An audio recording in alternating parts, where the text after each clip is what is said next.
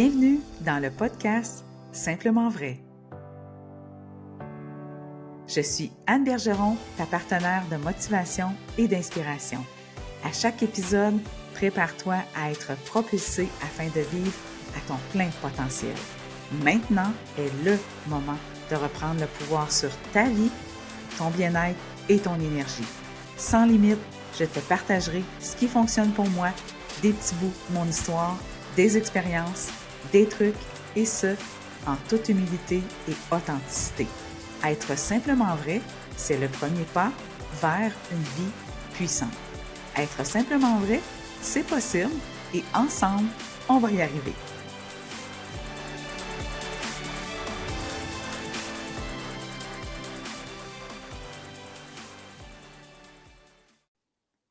Aujourd'hui, on va parler des habitudes.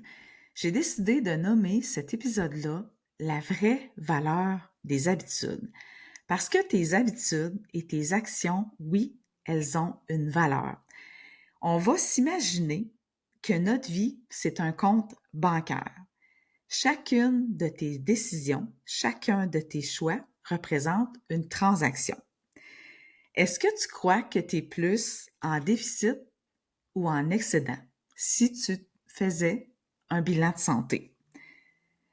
Je vais te nommer 4 habitudes. On va en jaser au débit et on va en jaser au crédit. Les 4 habitudes seront l'alimentation, le mouvement, le stress et le sommeil. Alors, on commence au niveau débit. Si ces habitudes-là ne sont pas optimales, qu'est-ce que ça peut faire? Une alimentation au débit, c'est par exemple, tu consommes beaucoup de sucre, d'aliments transformés, d'aliments de graisse saturée. C'est pas optimal au niveau, tu sautes le déjeuner, tu manges pas suffisamment de protéines. L'impact de ça, c'est que ça réduit ton énergie, ta vitalité et ça augmente le risque de maladie. L'analogie financière avec ça, c'est comme si tu achetais des choses que tu n'as pas besoin. Parce qu'on s'entend que des aliments transformés, c'est bon, mais on n'en a pas vraiment besoin. Donc, ça t'appauvrit à moyen et long terme et tu n'as aucun retour sur ton investissement. On s'entend que souvent, ça peut être un achat impulsif, c'est bon pour le moment, mais c'est pas tant bon pour le portefeuille après. Au niveau du mouvement, si on est au niveau débit, c'est par exemple, tu bouges pas beaucoup. Tu adoptes une vie sédentaire et tu ne veux pas faire d'efforts. Ça va avoir un impact sur ta faiblesse musculaire, sur ta circulation sanguine et tu vas développer un risque accru de maladie cardiaque et la maladie du diabète. L'analogie financière avec ça, et plein d'autres, là, je ferme la parenthèse, l'analogie financière, c'est comme si tu laissais ton compte stagner sans jamais rien faire pour l'améliorer.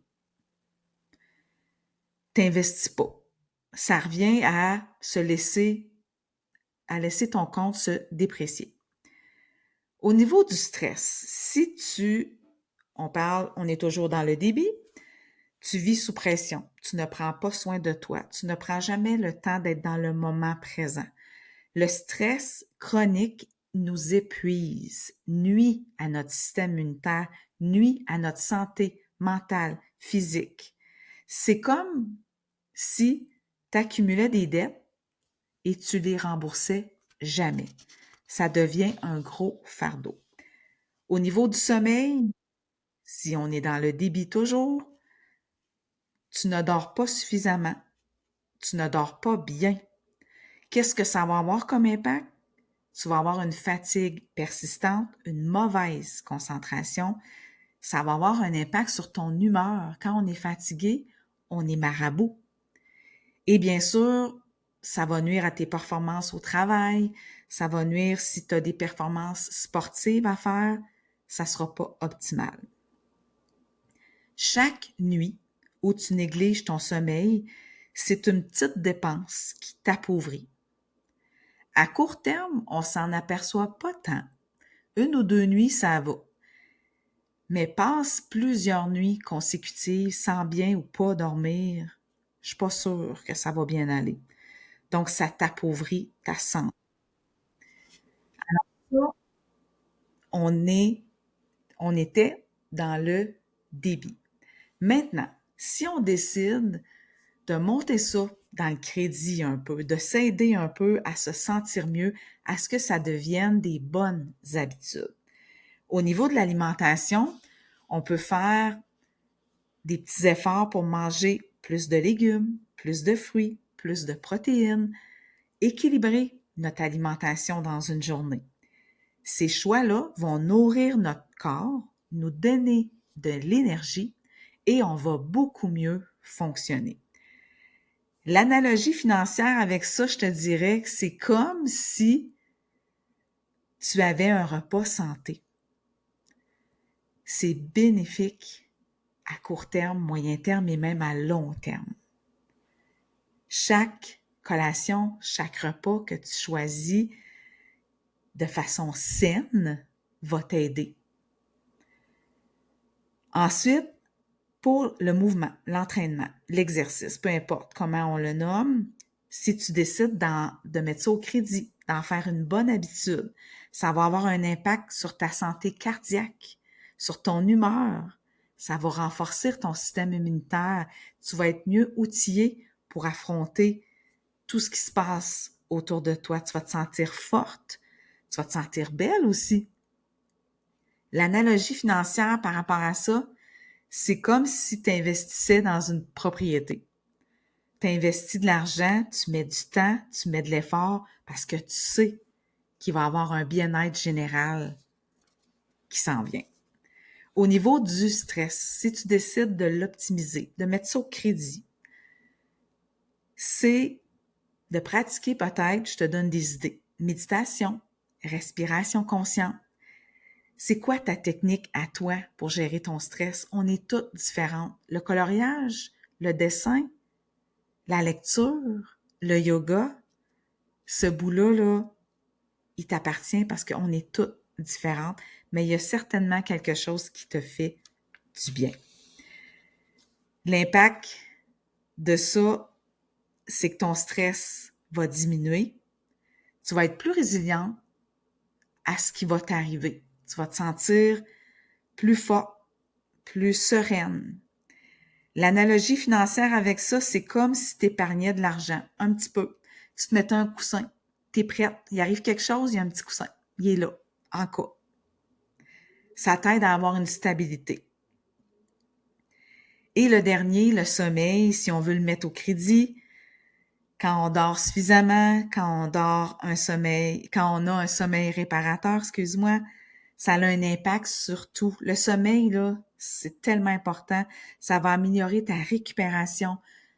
Si tu attrapes quand même un virus, malgré tes bonnes habitudes, tu vas récupérer beaucoup plus vite. Ta mémoire va être meilleure. Ta santé mentale, ta santé physique, tout va aller mieux. C'est comme si tu avais un petit revenu passif, comme si tu avais un revenu d'appoint, pour faire une analogie, puis que ça te permet de te reposer un peu. Tu te sens plus légère, tout est plus, un petit peu plus facile. Alors, si tu fais un bilan de santé, de ta santé globale, est-ce que tu pourrais dire que tu es plus au débit ou au crédit? Quelles sont les habitudes qui sont nuisibles dans ta vie? Quelles sont les bonnes que tu pourrais renforcer? Il est peut-être temps pour toi de réduire certaines choses et d'augmenter d'autres. Souvent dans la vie, on parle d'enlever, mais ajouter, ça peut être plus positif, ça peut être intéressant. 4 conseils en lien avec ces 4 habitudes-là. Au niveau de l'alimentation, planifie tes repas. Aie des aliments santé à portée de main, des fruits déjà coupés, des légumes préparés, cuits, crus, des protéines. Avoir des aliments sains, proches, faciles, ça te donne une arme pour ne pas aller fouiner où est-ce que c'est moins optimal. Au niveau de l'entraînement, commence doucement, progressivement. Je le dirai jamais assez. Vas-y autant progressivement dans l'intensité que dans la durée. Fais pas tout du jour au lendemain. Ça va être trop difficile. On accumule l'effet cumulé, une petite habitude à la fois. Au niveau de la gestion de ton stress, intègre tranquillement des pratiques de respiration, de relaxation. Et au niveau de ta routine de sommeil, essaie de te coucher et de te lever aux mêmes heures. Je sais que c'est pas évident, mais c'est optimal. Si tu le fais de temps en temps, tu vas monter ton crédit. Crée-toi un environnement propice au sommeil. Chaque bonne habitude est un crédit qui te permet d'enrichir ton capital santé et chaque mauvaise, ça t'épuise. Moi, ce que j'ai envie de t'inspirer aujourd'hui avec cet épisode-là, en te faisant une analogie financière, c'est d'avoir un équilibre. C'est normal d'être au débit, c'est normal d'être au crédit. Ce qui n'est pas normal, c'est de toujours être dans le débit. C'est ce qui fait que tu ne te sentiras pas bien. C'est peut-être ce qui fait que présentement, là, tu ne sais plus qui tu es, tu ne sais plus qu'est-ce que tu veux faire. Tu te sens pas bien. Mets du crédit un peu. Mets des petites habitudes. Puis ton bilan va monter. À un moment donné, tu vas être dans le positif, je te le promets. Et le but, là, c'est pas de viser la perfection, mais prends conscience de tes choix. Tous les choix qu'on fait dans une journée, on en fait des milliers. Prends conscience de ces choix-là et de leur impact. Ajuste petit à petit tes habitudes pour transformer ton bilan de santé.